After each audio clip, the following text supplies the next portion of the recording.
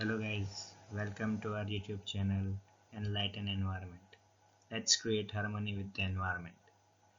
So, पिछले video में हमने सेक्शन 3 एंड सेक्शन 2 जो कि environmental microbiology and environmental chemistry of a GATE syllabus हमने ऑलरेडी डिस्कस कर दिया है डिटेल सिलेबस।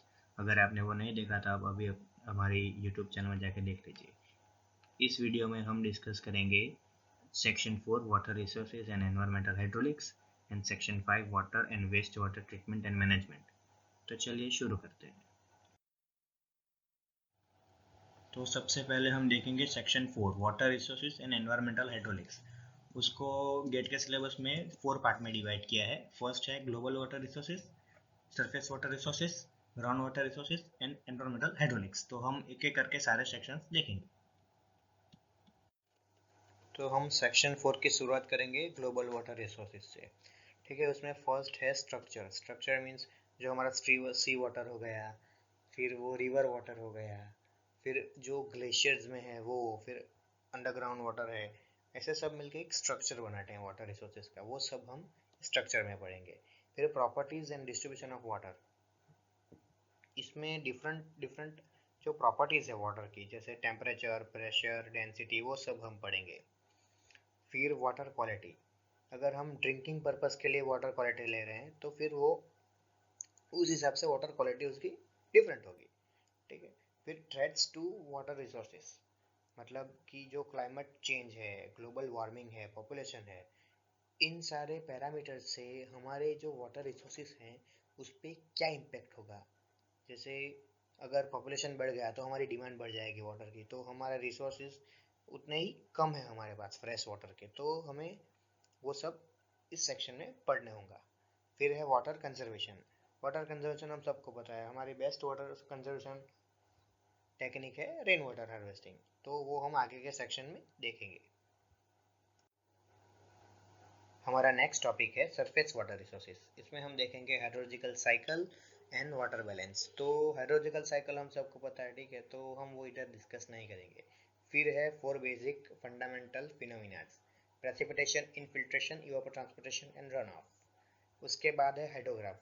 तो हाइड्रोग्राफ क्या है? तो graphical and chronological representation of a flow of a specific stream.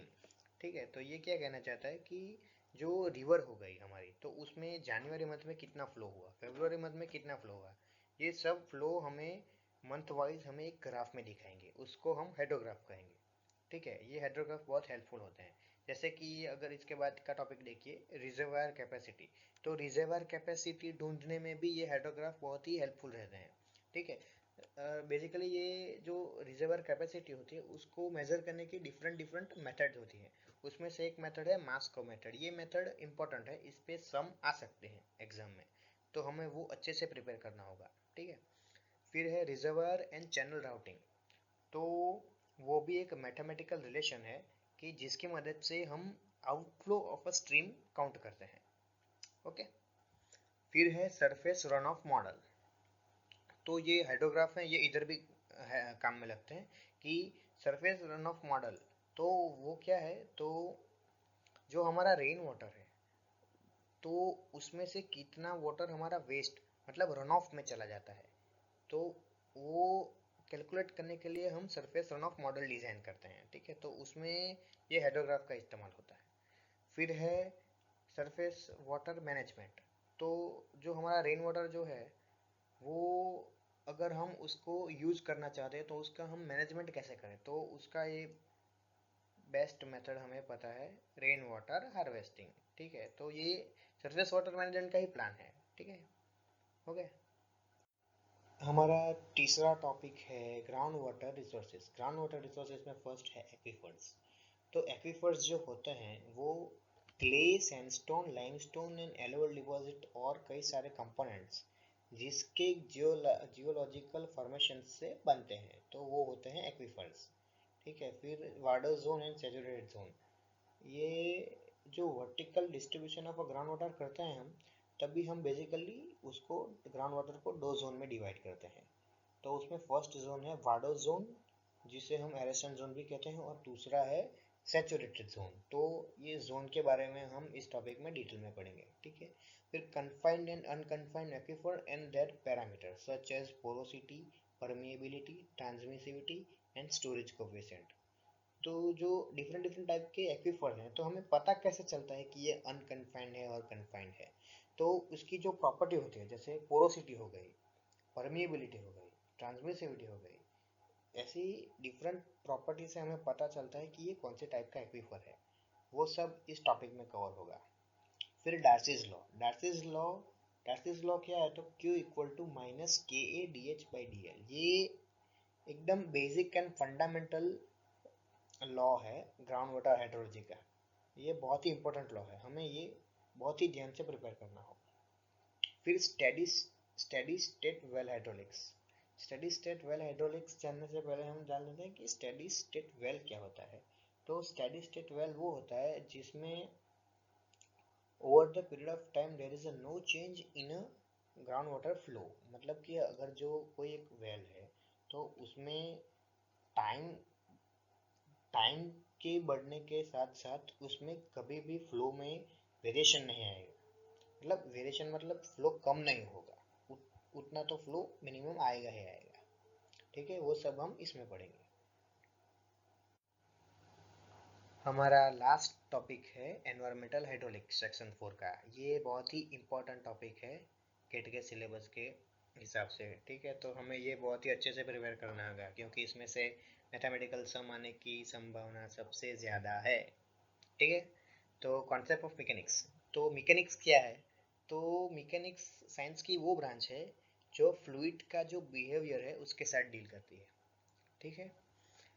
फिर है property of a fluid. Property of a fluid में हम क्या देखेंगे कि जो डिफरेंट डिफरेंट उसकी प्रॉपर्टी है इम्पोर्टेंट, जैसे विस्कोसिटी हो गई, डेंसिटी हो गई, सरफेस टेंशन हो गया, ये सब हम प्रॉपर्टी ऑफ फ्लूइड में पढ़ेंगे। फिर प्रेशर मेजरमेंट, उसमें हम पढ़ेंगे Pascal's law. Pascal's law is a very important to measure pressure of any fluid, ठीक है। फिर हम पढ़ेंगे हाइड्रोस्टैटिक फोर्सेस ऑन सरफेसेस। इसमें हम देखेंगे horizontal plane surfaces, incline plane surfaces, vertical plane surfaces, curve plate surfaces. जो ये जो डिफरेंट डिफरेंट सरफेस है उस पर प्रेशर डिस्ट्रीब्यूशन कैसे होगा, फिर हाइड्रोस्टैटिक फोर्सेस कैसे लगेंगे, वो सब हम इसमें पढ़ेंगे। फिर है buoyancy and flotation. Buoyancy and flotation में हम पढ़ेंगे centre of buoyancy, meta centre, metacentric height कैसे कैलकुलेट करते हैं, ये सब हम इसमें पढ़ेंगे। फिर है laminar and turbulent flow. Laminar and turbulent flow basically एक काइनेमेटिक का फ्लो है, इसी का एक पार्ट है, ओके। तो हम वो और ये हम साथ में पढ़ेंगे। फिर है फ्लो थ्रू पाइप। फिर फ्लो थ्रू पाइप में क्या है कि जो अगर एक फ्लूइड किसी पाइप के बीच में से गुजरेगा, तो उसमें लॉस ऑफ एनर्जी कितनी होगी, उसका हेड लॉस कितना होगा, उसका हाइड्रोलिक ग्रेडियंट कितना होगा, ये सब हम इसमें पढ़ेंगे और कैलकुलेट करेंगे इसके साथ। फिर पाइप नेटवर्क्स में हम देखेंगे कि हार्डी क्रॉस मेथड है जिसकी मदद से हम पाइप नेटवर्क्स को पता लगा सकते हैं, ठीक है। फिर boundary layer theory. Boundary layer theory में क्या है कि जो ड्रैग फोर्स है वो बाउंड्री लेयर पे लगता है, वो पढ़ेंगे। सेपरेशन ऑफ बाउंड्री लेयर पढ़ेंगे। फिर effect of a pressure gradient, वो हम बाउंड्री लेयर में पढ़ेंगे, ठीक है। फिर forces on emerge body. Emerge body माने कि जो फ्लूइड में डीप रहेगी, मतलब सबमर्ज जो रहेगी, वो उस पर कैसे फोर्सेस लगते हैं वो हम पढ़ेंगे। फिर flow measurement in channel and pipes. तो फ्लो मेजरमेंट के लिए डिफरेंट डिफरेंट यूनिट्स आते हैं, जैसे कि नॉचेस हो गए, वियर हो गए, ऑरिफिस हो गए, माउथ पीस हो गए, और हमारा मैनोमीटर हो गया, वेंचुरीमीटर हो गया, वो सब हम इसमें पढ़ेंगे। फिर kinematics of flow. Kinematics of flow मतलब कि कौन सी टाइप का फ्लो है, यूनिफॉर्म फ्लो है कि अनयूनिफॉर्म फ्लो है, स्टेडी फ्लो है कि लेमिनार फ्लो है, टर्बुलेंट फ्लो है, जैसे हमने पहले देखा। तो वो हम इसमें पढ़ेंगे। फिर है continuity, momentum and energy equation. ये हम जो कंप्रेसिबल फ्लो है, कंप्रेसिबल फ्लो, इसमें हम ये तीन इक्वेशंस देखेंगे। फिर ये चैनल हाइड्रोलिक्स जो है, चैनल हाइड्रोलिक्स में बेसिकली ये it's a part of open channel flow, ये यहाँ से यहाँ तक। तो ओपन चैनल फ्लो में ये सभी आएगा, specific energy, critical flow, hydraulic jump, rapid and gradually varied flow, ठीक है। एंड जो हमारा लास्ट है, design of line in online channels, वो भी हम इसी में ओपन चैनल फ्लो में ही देखेंगे, ठीक है। चलिए, हमने सिलेबस तो डिस्कस कर लिया सेक्शन 4 का, लेकिन अब हम ये पढ़ेंगे किस बुक में से, तो इसके लिए मैं आपको ये 3 बुक सजेस्ट करूँगा।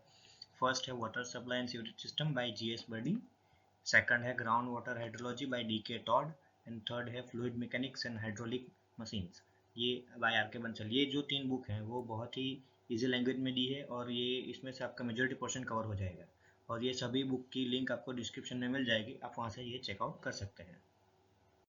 चलिए तो आगे बढ़ते हैं। नेक्स्ट है सेक्शन 5। सेक्शन 5 क्या है? Water and waste water treatment and management.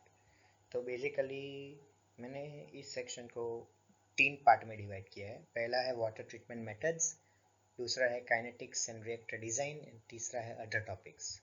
तो हम वन बाय वन अभी सारे टॉपिक को देखेंगे।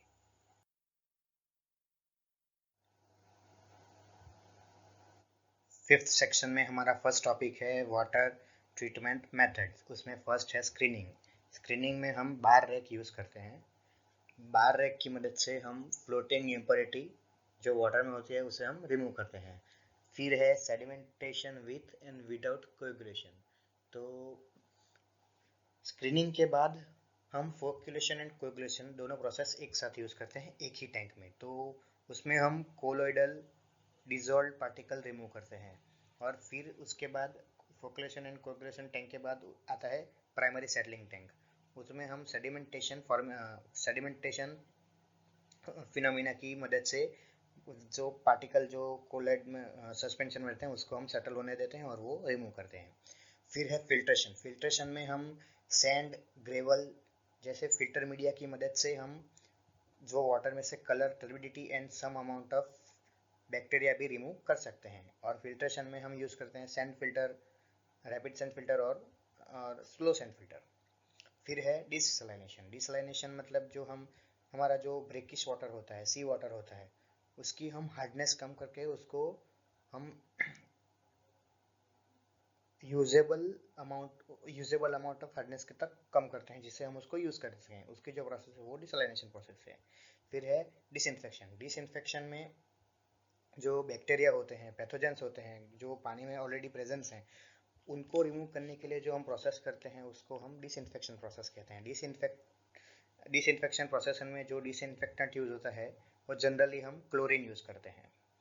फिर ये सब ट्रीटमेंट हो जाने के बाद हम ये सब वाटर को डिस्ट्रीब्यूट कर देते हैं और स्टोरेज में किसी रिजर्वायर में, ऐसे जो हम वाटर को स्टोर करते हैं वो सब इसमें आएंगे। फिर है point and non point sources of waste water. जो हम सबको जो पता है कि जो भी वेस्ट वाटर है वो सभी कोई ना कोई इंडस्ट्री से बाहर आता है, सो उसके क्लासिफिकेशन दिया है कि point and non point sources. फिर है population forecasting methods. Population forecasting method ये एक टॉपिक है जिसमें से गेट में जो सम आते हैं वो पूछते हैं गेट वाले इसमें।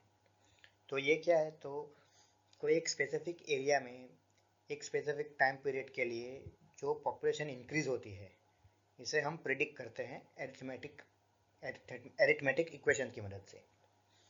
फिर है design of sewer and storm water sewer. अभी हमने ये देखा कि point and non point sources of waste water, और उधर से जो वेस्ट वाटर निकलता है वो हमें ट्रीटमेंट प्लांट तक तो पहुंचाना पड़ेगा ना। तो उसके लिए हमें सीवर बनानी पड़ेगी, और ये उसी में आएंगे कि डिज़ाइन ऑफ सीवर, ये इसमें आएंगे। और ये स्ट्रॉम वाटर सीवर मतलब कि जो हमारा रेनफॉल होता है उसका जो रन ऑफ हो जाता है वाटर, उसके लिए हम जो सीवर बनाते हैं वो स्ट्रीम वाटर सीवर। फिर सीवर अपार्टस। अभी ये जो सीवर हमने बनाए वो सीवर में जो कौन कौन से इक्विपमेंट यूज़ होते हैं, जैसे कि पाइप हो गया, अलग अलग टाइप के वाल्व हो गए, फिर जो जॉइंट्स हो गए, वो सब हम सीवर अपार्टस में देखेंगे। फिर है ये जो वाटर आ गया वो अब उसकी प्रोसेस करेंगे। तो प्रोसेस में पहली है preliminary, primary, secondary and tertiary. तो प्रिलिमिनरी प्रोसेस क्या है? वो सेम वाटर ट्रीटमेंट जैसे सेम रहेगी, वेस्ट वाटर की भी। प्रिलिमिनरी में आएंगे स्क्रीनिंग, ग्रिड चैम्बर, वो सब प्रिलिमिनरी में आएंगे। प्राइमरी में आएंगे फॉक्युलेशन, कोएगुलेशन, वो सब प्राइमरी ट्रीटमेंट में आएंगे। फिर सेकेंडरी ट्रीटमेंट मतलब बायोलॉजिकल ट्रीटमेंट। बायोलॉजिकल ट्रीटमेंट में हम देखेंगे ASP, एक्टिवेटेड स्लग प्रोसेस। फिर आएगा टर्सरी ट्रीटमेंट में हम देखेंगे फॉर एग्जांपल RO। ये सब ट्रीटमेंट की टाइप हो गए कि प्रिलिमिनरी ट्रीटमेंट, प्राइमरी ट्रीटमेंट, वो सब हम इस टॉपिक में देखेंगे।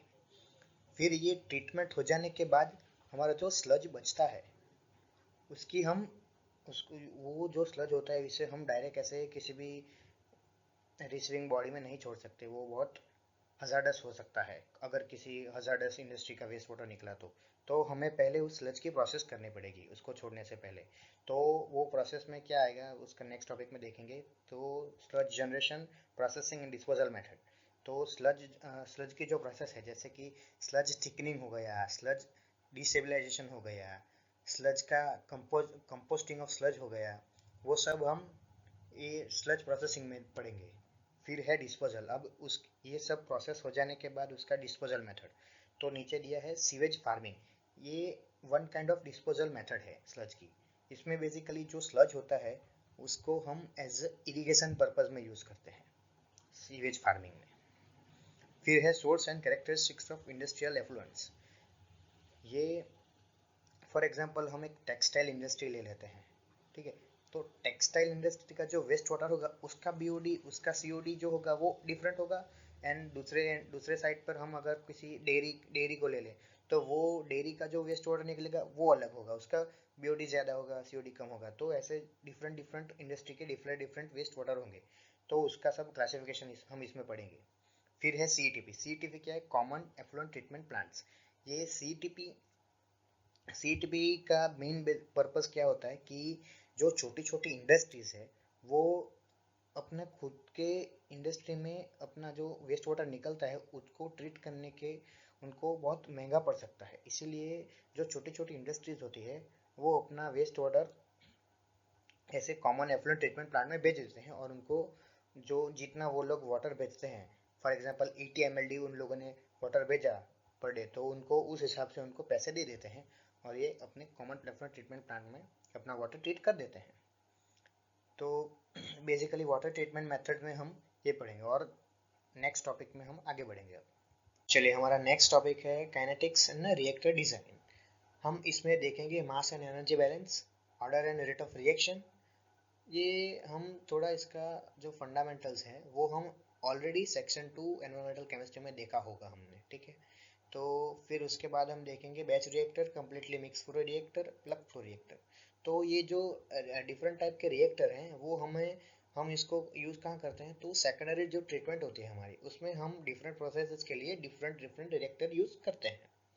तो इसकी हमें डिज़ाइन करनी है। तो ये जो डिजाइन्स के जो सम होते हैं वो हमें अक्सर गेट के पेपर में हम एक्सपेक्ट कर सकते हैं, क्योंकि वो उसको टफ बनाया जा सकता है, ठीक है। तो हम इस पे फोकस ज़्यादा करेंगे, क्योंकि ये जो सेक्शन है 4 एंड 5 दोनों ही बहुत ही इंपॉर्टेंट हैं गेट के सिलेबस में। तो हमें ये दोनों ही सेक्शन बहुत ही बढ़िया प्रिपेयर करने होंगे, ठीक है।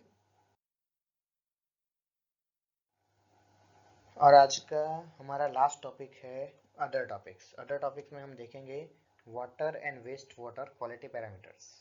तो हमारा जो सेंट्रल पोल्यूशन कंट्रोल बोर्ड है उसने drinking water and waste water दोनों के लिए अलग अलग स्टैंडर्ड्स रखे हैं। जैसे कि फॉर एग्जांपल हम समझ लें कि जो कॉलीफॉर्म बैक्टीरिया है वो ड्रिंकिंग वाटर में एक भी नहीं होना चाहिए। ऐसे वाटर एंड वेस्ट वाटर के अलग अलग जो पैरामीटर हैं उनकी रेंज दी हुई है सेंट्रल पोल्यूशन कंट्रोल बोर्ड ने, तो वो आएगा इसमें। फिर है eutrophication and thermal certification in lake. Eutrophication मतलब जो हम एक लेक हम अज्यूम करते हैं, तो लेक में क्या होता है कि जो आल्गी का जो ग्रोथ होता है वो बहुत ही ज़्यादा बढ़ जाता है और लेक की सरफेस पे एक पूरा लेयर बढ़ा देता है। तो वो लेयर की वजह से जो हमारी सनलाइट होती है वो लेक में पेनिट्रेट ही नहीं हो पाती। ऐसी कंडीशन को हम यूट्रोफिकेशन कहते हैं। फिर है थर्मल स्ट्रैटिफिकेशन इन लेक। थर्मल स्ट्रैटिफिकेशन इन लेक मतलब जो फॉर एग्जांपल हम एक विंटर सीजन ले लें, तो विंटर सीजन में क्या होता है कि जो हमारा वाटर का जो लेयर है, ऊपर ऊपर का जो लेयर है वो कोल्ड होगा और नीचे का जो लेयर है लेक में वो वार्म हो गया। तो थर्मल सर्टिफिकेशन में दोनों अल्टरनेट हो जाते हैं, कोल्ड लेयर वार्म लेयर की जगह ले लेगा और वार्म लेयर कोल्ड लेयर की जगह ले लेगा। इसे हम थर्मल सर्टिफिकेशन कहते हैं और लेक ओवरटर्न भी कहते हैं इसे। फिर है लास्ट टॉपिक हमारा आज का, river pollution. River pollution and oxygen cycle. हम कोई इंडस्ट्री की बात करें कि जो अपना वेस्ट वाटर रिवर में रिलीज करते हैं, तो उससे क्या होता है कि रिवर में जो ऑक्सीजन होता है, मतलब डिजोल्व ऑक्सीजन जो होता है, वो डिक्रीज हो जाता है वेस्ट वाटर के एंट्री होने से उसमें। तो जो डिजोल्व ऑक्सीजन जो होता है वो अगर 4 मिलीग्राम पर लीटर से कम हो जाएगा, तो उससे एक्वेटिक कल्चर को बहुत ही हार्मफुल इम्पैक्ट होगा और उनका लाइफ लॉस की भी पॉसिबिलिटी हो सकती है। तो जो ऑक्सीजन सैक कर्व है वो हमें डीओ का डीओ का रिप्रेजेंटेशन ग्राफ में बताता है कि कितना डीओ प्रेजेंट है रिवर में। बेसिकली वो इसी के लिए यूज होता है। इन द एंड हम देख लेते हैं कि हम कौन सी बुक में से सेक्शन 5 प्रिपेयर करेंगे। उसके लिए मैं आपको बोलूँगा कि आप waste water engineering treatment and reuse book देखिए, मेडिकल पेन एडी वाली। उसमें आपको सब कुछ बहुत ही बढ़िया और बहुत ही आसानी से मिल जाएगा। सभी ट्रीटमेंट प्रोसेसेस के यूनिट की डिज़ाइन वो भी बहुत ही बढ़िया तरीके से दी है, ठीक है। इस बुक की लिंक आपको डिस्क्रिप्शन में मिल जाएगी, वहाँ से आप ये चेकआउट कर सकते हैं, ठीक है। और ये आप शेयर कर दीजिए वीडियो अपने दोस्तों को, क्योंकि अगर आप एनवायरनमेंट गेट के लिए प्रिपेयर कर रहे हैं तो हमारी यूट्यूब चैनल आपके लिए बहुत कुछ नया नया कंटेंट लाती रहती है। तो आप देखते रहिए, keep connected, keep sharing, and thank you so much guys.